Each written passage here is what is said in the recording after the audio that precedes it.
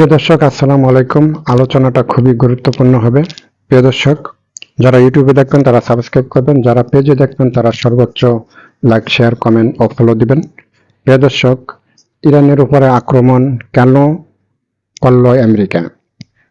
আমেরিকার president Donald Trump তিনি আমেরিকার সবচেয়ে বড় ব্যবসায়ী ইলন মাস্কের সাথে এ বিষয় নিয়ে তিনি কিছু মন্তব্য করেন যে ইরানের উপরে তাদের আসলে আক্রমণ করার কোনো ইচ্ছা ছিল না। প্রিয় দর্শক, এই যে আক্রমণটা, এটার ফলে কিন্তু ইরান লাভবান হয়েছে। এই আক্রমণের এক সপ্তাহ পরে ইরানের প্রেসিডেন্ট আয়াতুল্লাহ আলী খামেনি তিনি ইন্তেকাল করেন মিসাইল ও ড্রোন হামলার কারণে। তিনি ইন্তেকাল করেন, না ফেরার দেশে চলে যান। তার ছেলে আয়াতুল্লাহ আলী মোস্তফা খামেনি দায়িত্বভার গ্রহণ করেন এবং তারপর আয়াতুল্লাহ আলী মোস্তফা খামেনি দায়িত্বভার নেওয়ার পরে ইরানের যে হরমুজ প্রণালী, সেটা কিন্তু আন্তর্জাতিক একটা জলসীমানা ছিল।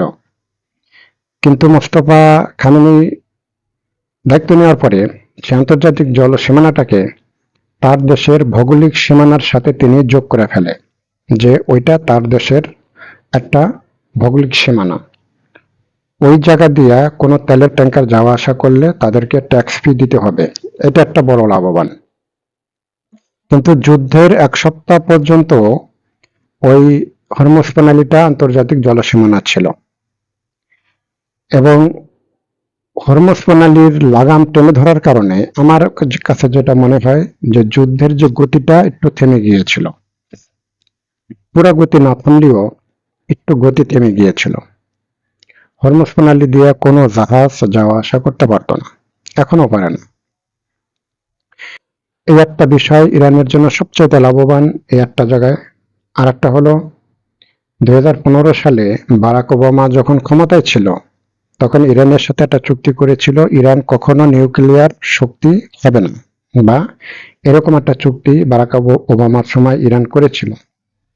ডোনাল্ড ট্রাম্প সেই চুক্তি মানেন না।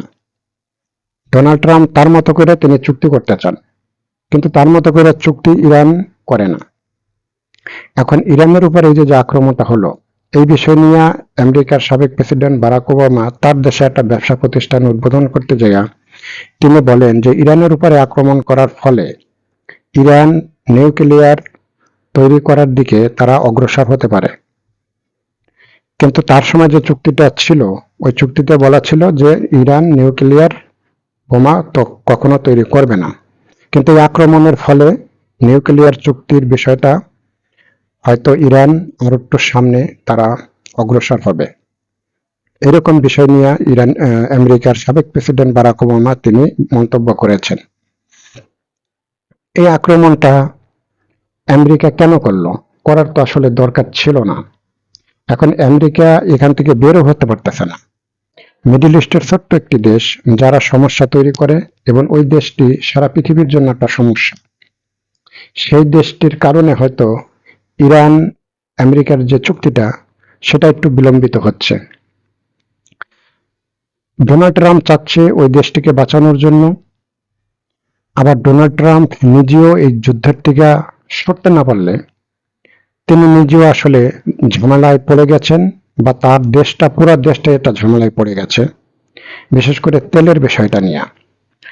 এই জন্য ডোনাল্ড ট্রাম্প কি করবে, এটা আসলে আমার কাছে যেটা মনে হয় তিনি একটা সিদ্ধান্তহীনতার ভিতরে পড়ে গেছে। তবে শেষ পর্যন্ত চুক্তি করতেই হবে। সামনে এরকমটাও হতে পারে যে পর্দার আড়াল থেকে ইরান এবং আমেরিকা, এই দুটা দেশ চুক্তি কইরা তারা বাইরে হয়ে যাবে, এবং মিডল ইস্টের ছোট্ট দেশটি তারা তখন ছাগলের 3 নম্বর বাচ্চার মতো ফলাফলি করতে থাকবে।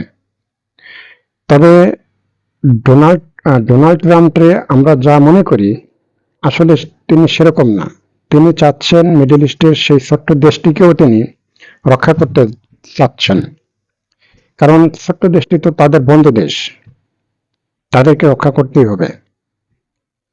এখন ডোনাল্ড ট্রাম্প যদি আন্তরিকতার সাথে এই চুক্তির মাধ্যমে যুদ্ধ বন্ধ করতে চায়, তাহলে ওই ছোট্ট দেশটিকে অর্থ সাহায্য, অস্ত্র সাহায্য, এই দুটা জিনিস বন্ধ করে দিলে ওই ছোট্ট দেশটি লেবাননের সাথে তারা যুদ্ধ বন্ধ করে দিবে, কারণ তাদের অস্ত্র এবং অর্থ দুটার সাহায্যটাই বন্ধ করতে হবে। এবং ডোনাল্ড ট্রাম্প যদি এই চুক্তিটা সত্যি সত্যি করতে চায়, তাহলে এই দুইটা সাহায্য ওই দেশটিকে বন্ধ করে দিলেই যুদ্ধটা, লেবাননের উপর আক্রমণটা বন্ধ হয়ে যাবে, যুদ্ধ থেমে যাবে, আমেরিকাও চুক্তির মাধ্যমে বের হয়ে যেতে পারবে। চুক্তি ছাড়া বিকল্প কোনো পথ নেই। প্রিয় দর্শক, যদি ভিডিওটা ভালো লাগে লাইক কমেন্ট শেয়ার করবেন। আজ এই পর্যন্তই। আসসালামু আলাইকুম।